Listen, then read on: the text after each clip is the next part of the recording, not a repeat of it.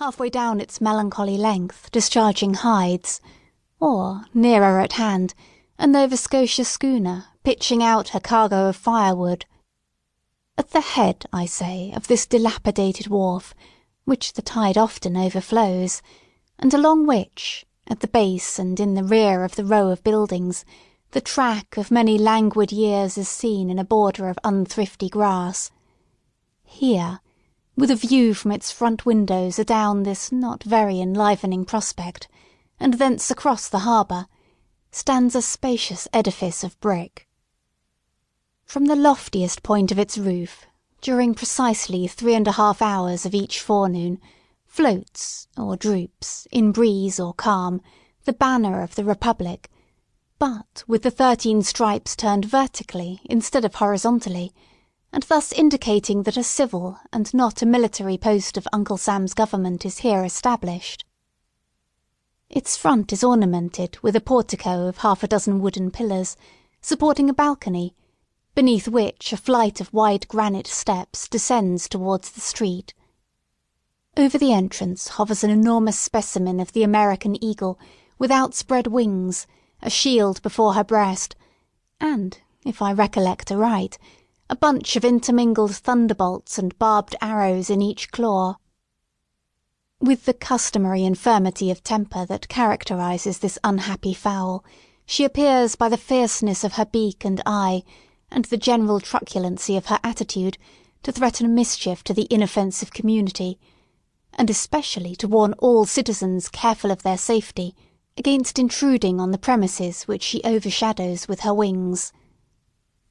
Nevertheless, vixenly as she looks, many people are seeking at this very moment to shelter themselves under the wing of the federal eagle,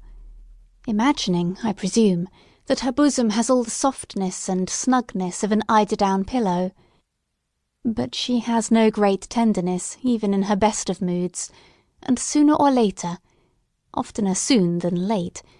is apt to fling off her nestlings with a scratch of her claw, a dab of her beak, or a rankling wound from her barbed arrows. The pavement round about the above-described edifice, which we may as well name at once as the custom-house of the port, has grass enough growing in its chinks to show that it has not, of late days, been worn by any multitudinous resort of business. In some months of the year, however, there often chances a forenoon when affairs move onward with a livelier tread. Such occasions might remind the elderly citizen of that period before the last war with England, when Salem was a port by itself, not scorned, as she is now, by her own merchants and shipowners, who permit her wharves to crumble to ruin, while their ventures go to swell, needlessly and imperceptibly, the mighty flood of commerce at New York or Boston. On some such morning, when 3 or 4 vessels happen to have arrived at once, usually from Africa or South America, or to be on the verge of their departure thitherward, there is a sound of frequent feet passing briskly up and down the granite steps. Here, before his own wife has greeted him, you may greet the sea-flushed shipmaster, just in port, with his vessel's papers under his arm in a tarnished tin box. Here, too, comes his owner, cheerful, sombre, gracious, or in the sulks, accordingly as his scheme of the now accomplished voyage has been realised in merchandise that will readily be turned to gold, or has buried him under a bulk of incommodities such as nobody will care to rid him of.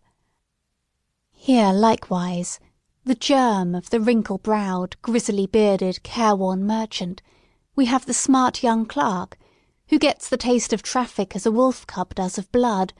and already sends adventures in his master's ships, when he had better be sailing mimic-boats upon a mill-pond. Another figure in the scene is the outward-bound sailor, in quest of a protection,